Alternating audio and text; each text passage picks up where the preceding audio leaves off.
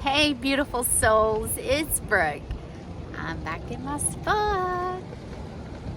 We got some boats on the water. I love it. Airplane going over. I'm about to deliver some truth. Y'all listen up. There's a lot of activity. The wind's blowing, the sun's out. I mean, it's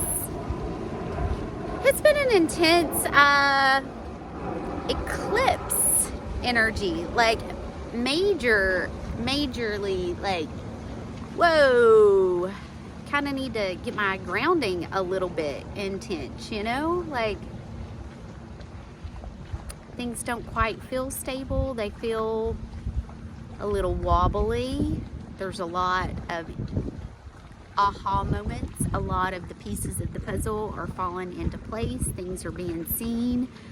The merge of the 3D and the 5D is getting pretty intense. And it's almost like everybody's coming back online at the exact same time, which is pretty cool. That's pretty awesome. But, you know, there's a lot that I really want to talk about. With me, my journey, having to walk through some of the things that I've had to walk through. And one of the biggest things that really was brought to light for me was through walking through the experience that I have with Luke in the last 24 hours. And I want to share what happened there so I can piece together what I want to share about the twin flame journey and how he's walking through very similar things as I did, and how it's all kind of come together, like all that, right? So I get there and he's benched. I hear through another parent that, you know, Luke was frustrated that they would not let him bat. And he was saying, you know, listen, I show up, I give 120%, I want this opportunity. And he was very frustrated that he was not feeling heard. And I get that. I understand that frustration when you want something so bad, but nobody will give you that opportunity to open the door, right? So, more or less was told, you know, no, okay? And, you know, due to that conversation, here he is extremely frustrated. He makes the comment of, just don't even know if I want to play next year. Like, because he's not feeling heard. He's not feeling like his work is being recognized. And I understand that frustration of, look at all this work I'm doing and I want to take it to the next level, and I'm not being seen, I'm not being heard, I'm not being understood, I'm not being recognized. And one of the kids ratted on him, told the coach what he said. So the coach decides to put him on the bench. He's been on the bench for 3 days, 3 games. So my question is the other kid benched too? Because this is a team sport, right? So you're rewarding malicious behavior and you're punishing someone that is frustrated because they can't have an opportunity. Like, and this is the way I see it. And so, you know, as a parent, I am sitting with this. I am sitting with his frustrations. I hear him loud and clear. And what ties this into what happened to me last year is, you know, I was accused of malicious behavior, which it wasn't malicious, and was told some pretty nasty things when I was trying to be nice. And immediately God woke me up to call in protection around the person that did that to me. Not to mention, God had already shown me several different times that when that person sent me ill intentions, it immediately manifested in his 3D reality of the jet ski breaking down, of wrecking the jet ski, of car batteries dying and not holding charges. So, not only was I getting beat up by my mother, feeling completely stabbed in the back with what she was doing, sitting with, you know, the boys' stepmoms, them being together, you know, the Mean Girls Club, you get my drift. I have someone telling me that I'm being malicious when I'm being nice, and I have to call in the angels and protect them? Really? How is that fair?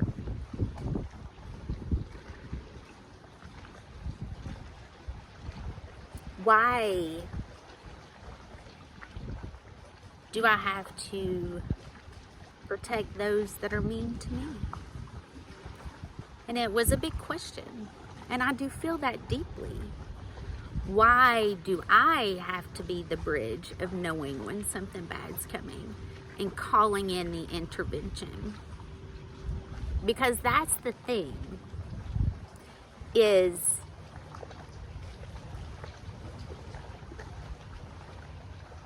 someone has to be here. Someone has to know it's coming in order to call it in before it happens. They're not able to interfere unless they know they have to.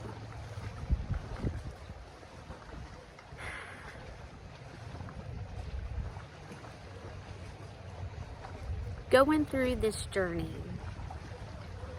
I have been shown in my personal life, I have been shown mirrored outside of my life that it's 100% real. It's 100% real. And we're building upon each year. Each year is the foundation of what you're growing from. And there's certain people that come into your life to be a blessing. And if you are living 100% from a wounded space, you're going to miss the blessing wide open. And then that blessing could end up costing you a lot. Literally. Because it got to a point that I had to get real serious about the integrity of who and what I would protect. And that's why it's taken me so long to even talk about this.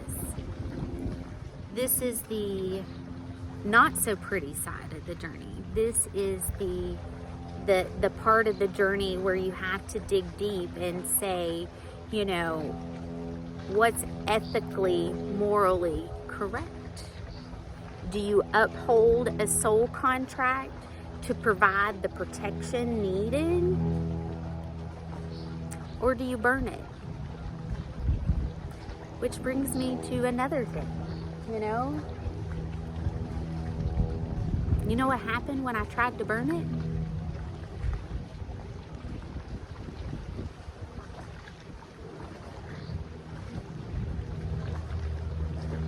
The plate cracked into 3 places. And then all of a sudden,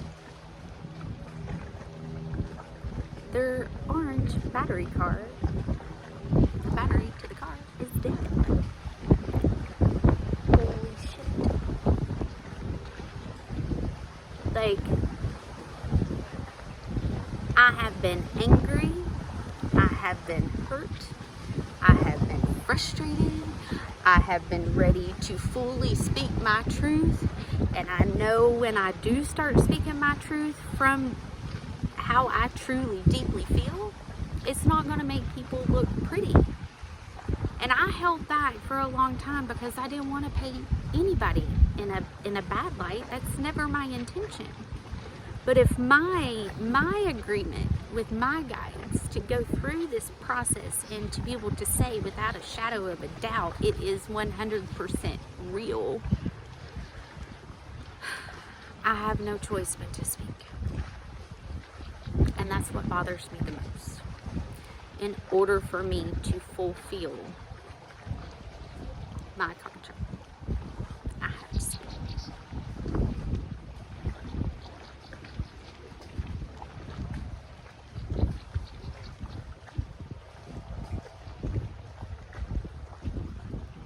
Because I will not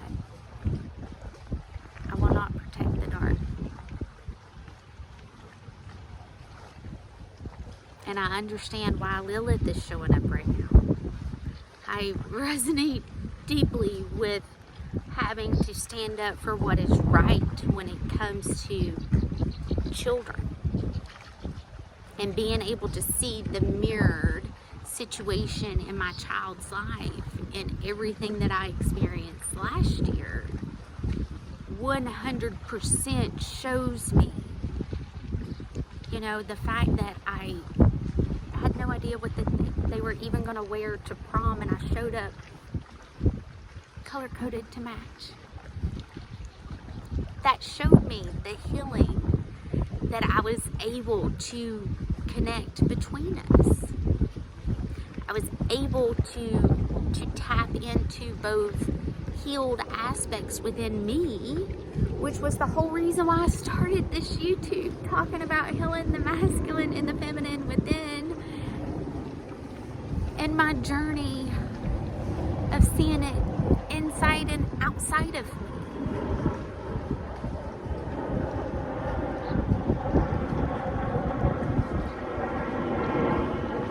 This is my walk with Mars. My walk with Venus was last year, or year before last. And that was a hard one for me.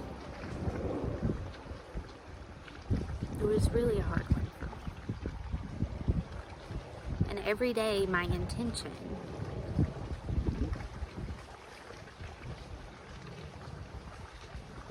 is to heal my kids, because that's all that matters.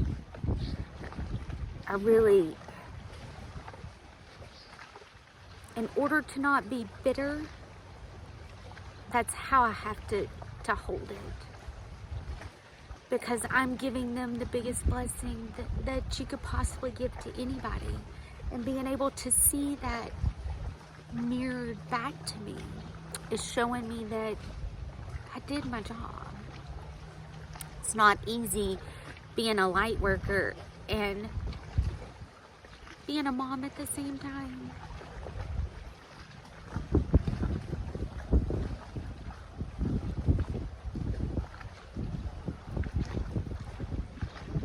Whew.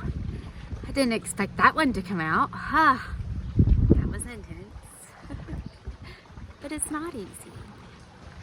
And, you know, I was hung out to dry for stepping into my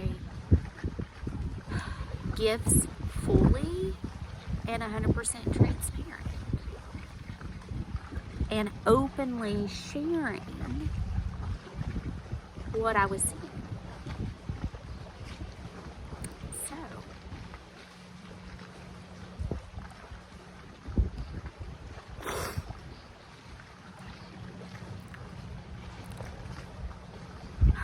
the things that my mother did,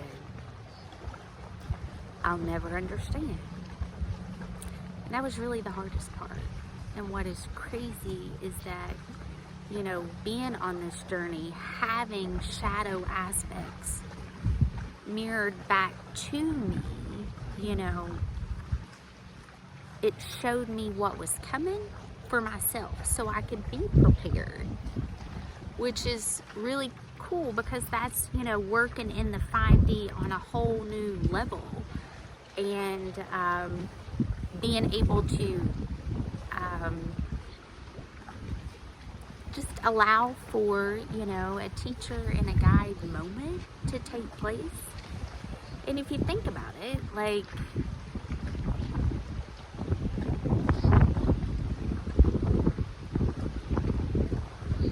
you know, going through this entire process, it felt like one of the worst nightmares of my life. It literally felt like hell. To the point that everybody was like, we just need you to get happy. And it was because of all of the hits and the pain, like, it just didn't stop. It almost broke me. But I do feel it broke me in a good way.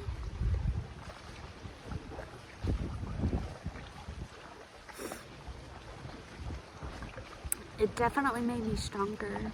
It made me more fearless.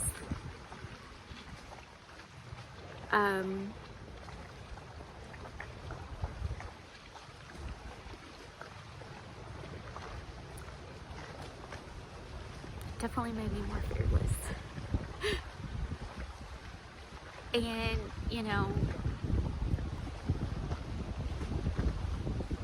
I never left my kids to go to dome trip.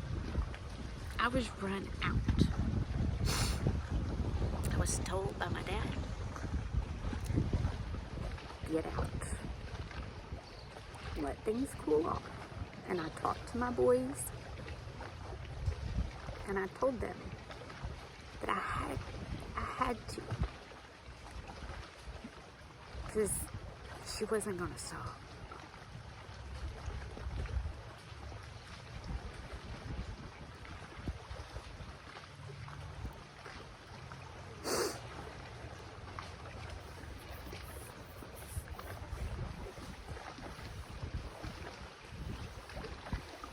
So I poured myself into my work and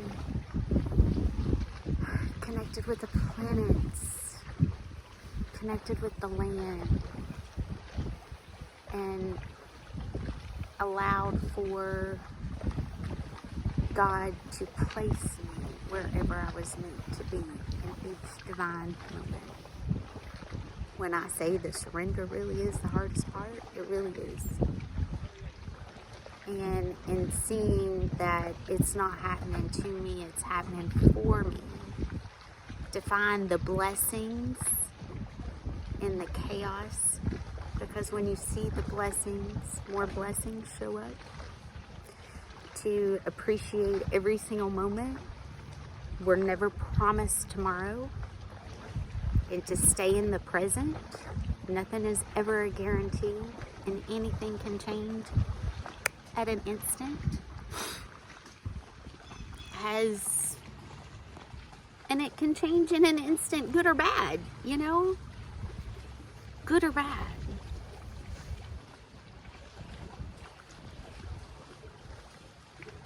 In the end, my goal was to walk this walk, to be able to turn around and fully give it all to my children. I did it for them, not for me.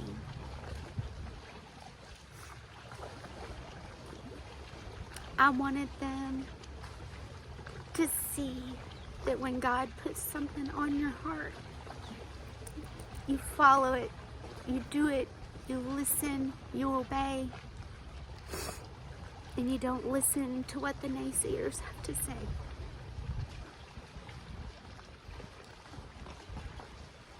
And sometimes you have to walk the walk before them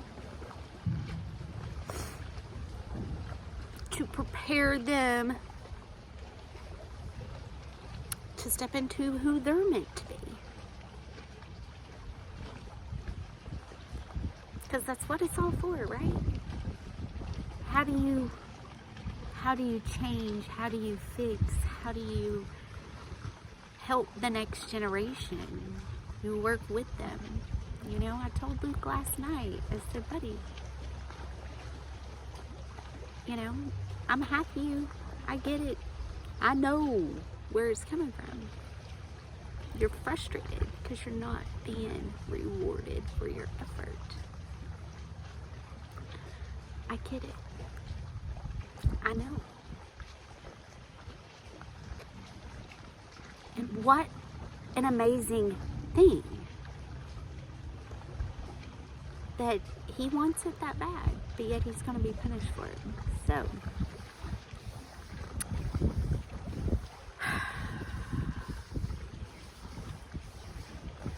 it's been a lot. Lilith, thank you for that.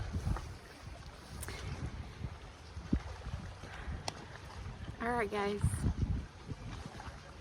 I love you all. I will continue to ask God to lay the words of wisdom that I need to share as I feel comfortable talking about what I'm talking about.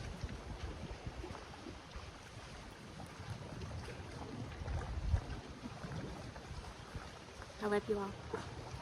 Have a great Friday.